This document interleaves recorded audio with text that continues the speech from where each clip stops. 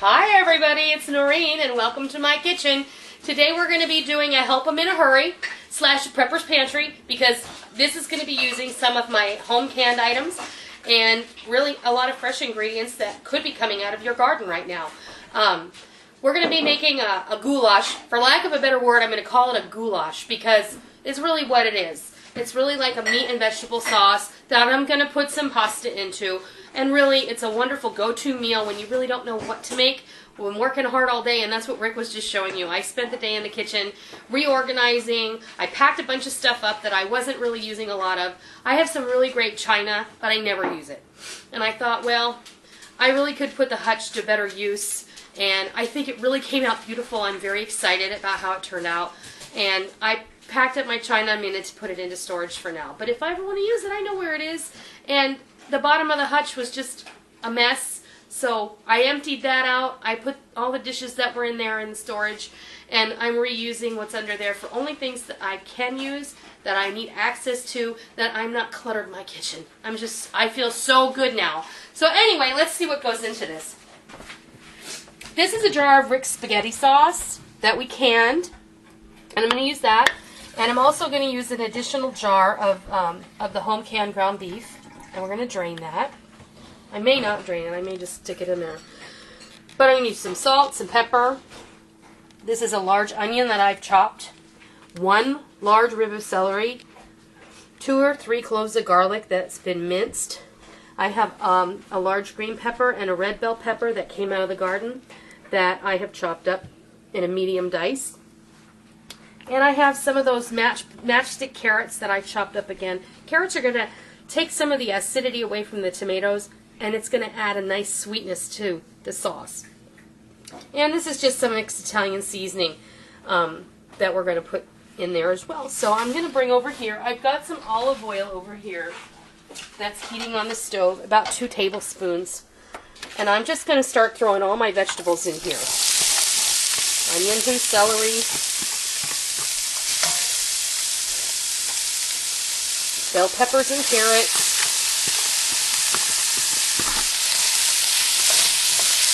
what's that called?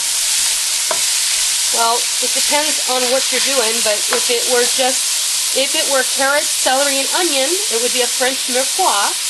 And if you were in Cajun country, it would be the onion, the bell pepper, and the celery, and it would be called the Holy Trinity. So this is kind of a cross between the two, but we're really kind of making a goulash type of thing. Everybody has their own name for this. I just watched one of my subs that I subscribe to. Her name is Heather Blue Eyes, and she made an American chop suey, which is sort of like this, only got some crushed tomatoes in there, and also she uses elbow macaroni. I had never heard of American chop suey until I saw it on Diners, Drive-Ins, and Dives, one of my favorite food channel shows. Because who doesn't love Guy Fieri? Just want to squeeze him. Okay. We're going to take our Italian seasoning. I'd say about 1.5 teaspoons, really. And turn up the heat a little to medium-high. I'm going to let this sweat. And when we come back, we're going to add the rest of it. And I also have a pound of rotini pasta cooking here, boiling away. And when this is ready, we're going to add the sauce and the ground beef. And then we'll be ready to put this all together. And you know what happens next. We're going to fix you a plate because I know you're hungry. We'll be back soon. It's game night. It's game night. Okay, I just put my jar of ground beef in here that I canned, and now it's, of course, the pan is going to lose a little of its heat, but we're going to bring that back up to a simmer. While you were gone and I was sauteing these vegetables, I did add about 1/2 teaspoon each of cracked black pepper and sea salt. And I'm going to add a jar of Rick's mushroom meat sauce. And this is going to make for a fabulous quick meal. The pasta is already cooked. It's on standby. I've turned it off. It's sitting in its pasta-y water.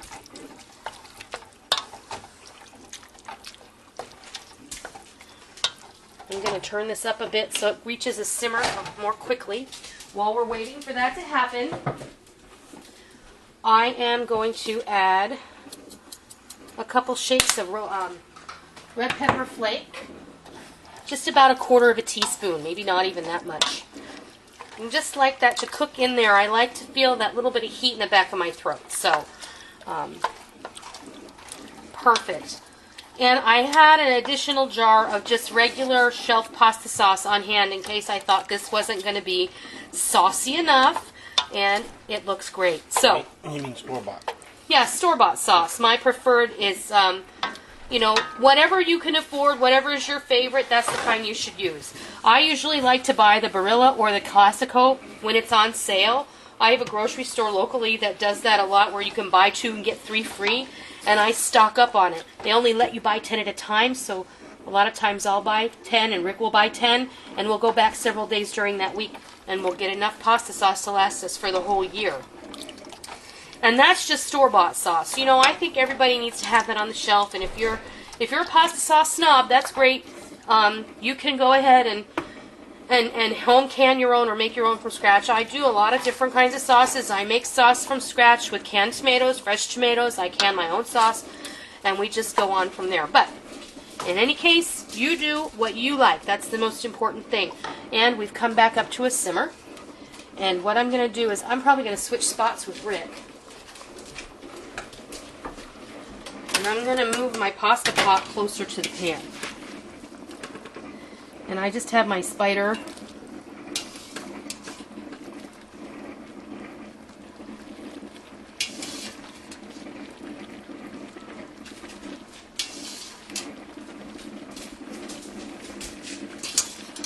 And I know somebody's going to ask, why didn't you just drain it in the colander?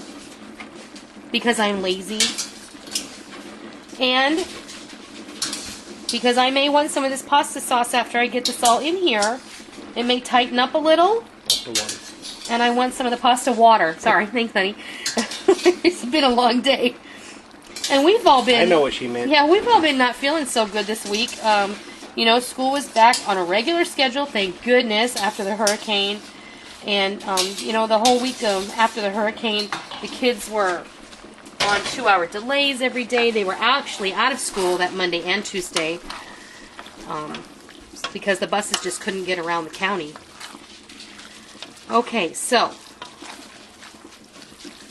I'm just going to mix this up. And you're going to say, this looks a lot like your bachelor stew. Yes, it does look a lot like my bachelor stew.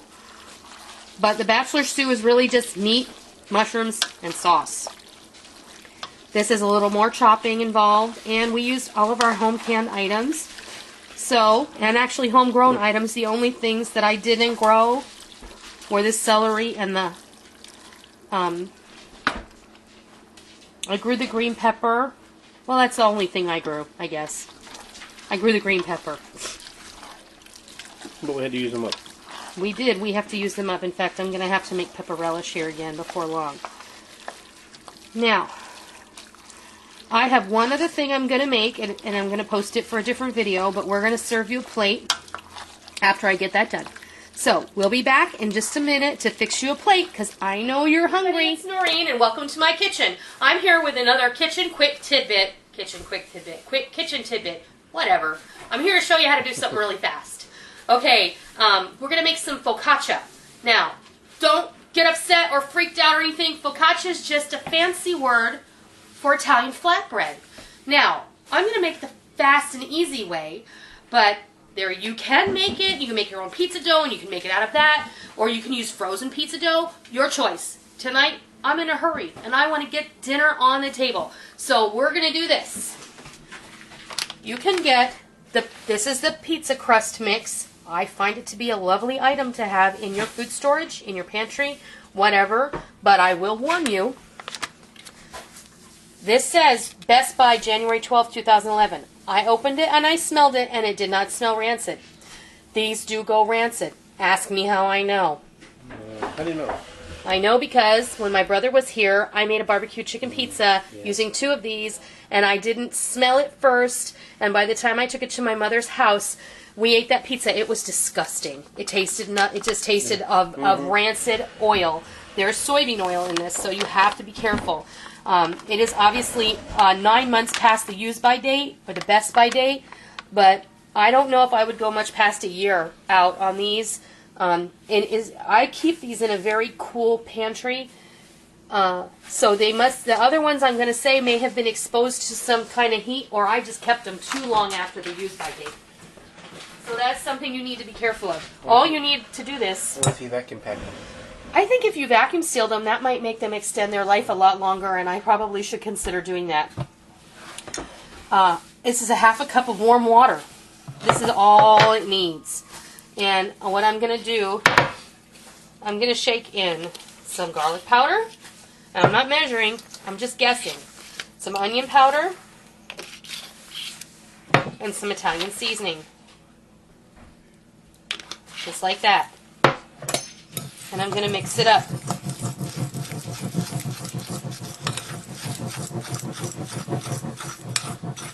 So you get a nice dough.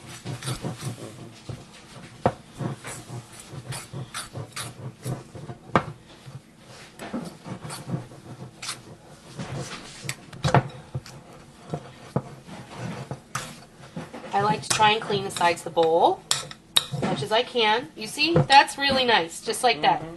So, Quick. it is very quick. Now, the only thing I'm going to do is I'm going to come over here, I'm going to grab my olive oil.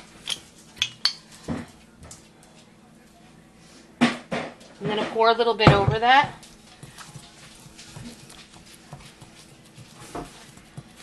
I'm going to let this rest for about 10 minutes.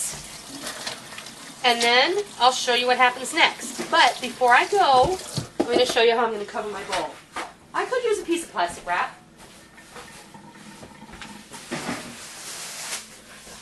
But plastic wrap is often not as reusable as we would like it to be. If you go to your beauty supply store, you can buy a package of 100 of these little plastic shower caps. You know, they're the cheapy ones that they use when they color your hair at the salon or when you go to the hotel. This is what's in your bathroom. You get a bag of 100 of these for like $1.50, $2, $3, something like that. You can reuse these. I use these when I'm rising my bread dough, and they're fantastic. So that's just another quick tip for you. I'm going to let this sit for 10 minutes, and I'll be right back. Okay, we're back, and this has rested for 10 minutes. Don't worry about the oil. This is a sheet, is a quarter sheet pan. Is what this is. So it's half of a regular size sheet pan, which is a half a sheet pan. I know that's confusing, but I'll show you.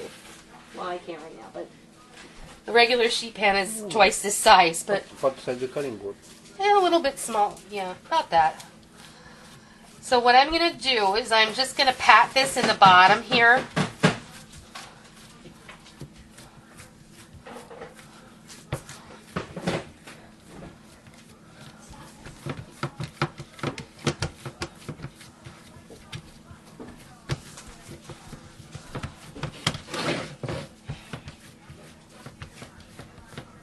If it doesn't go all the way to the edges, don't worry.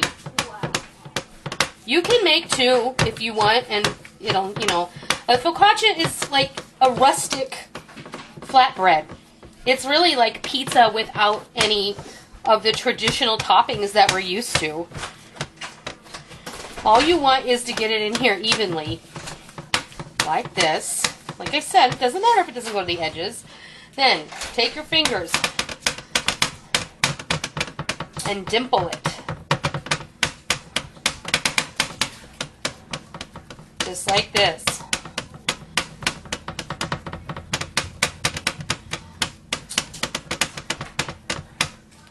Okay, now what I have here is about 1/4 cup of olive oil, about 1/2 teaspoon each, onion powder, garlic powder, Italian seasoning, and black pepper. And I've got my silicone pastry brush. I have my oven preheated at 350 degrees.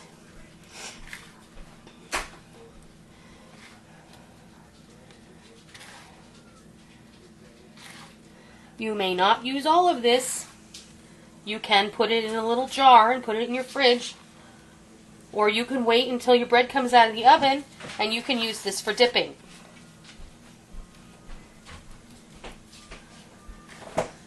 just like that. The only other thing I'm going to do is I'm going to put some cracked sea salt over the top. You may omit that if you choose not to have the extra salt, but remember, sea salt is lower in sodium than iodized salt because it comes from the sea. And iodized salt comes from a mine in the ground. We're going to put this in the oven, and we're going to watch it, and in about 10 minutes we're going to check it. It should be ready to come out at that time. Sissy's gonna watch it. Here it goes. Sissy's going to watch it. Okay, Sissy, you're in charge. Okay, see you when it's ready. You watch it? You can watch it, Sissy? Okay. Sissy says it's done. Isn't it? Okay. Okay, then it's time to let's get it out of the oven. Okay, there it is. It's all right. bubbly and sizzly. Sissy is good at that. All right. Now, I'm going to grab my pizza cutter. Good job, Or Sissy. use my wheel. Good job. Good job, baby. All right. And the only thing I'm going to do is I'm just going to, and like I said, if you want this thicker, you can go ahead and use 2 packages of that pizza dough, and you'll have a thicker focaccia. But this is really nice. It's a nice accompaniment to our goulash. And I haven't made this in quite some time. And every time I make it, I think I really need to do a video because this is a really quick, nice bread side. So, let's fix you a plate. Let me get a serving spoon. Oh. All right.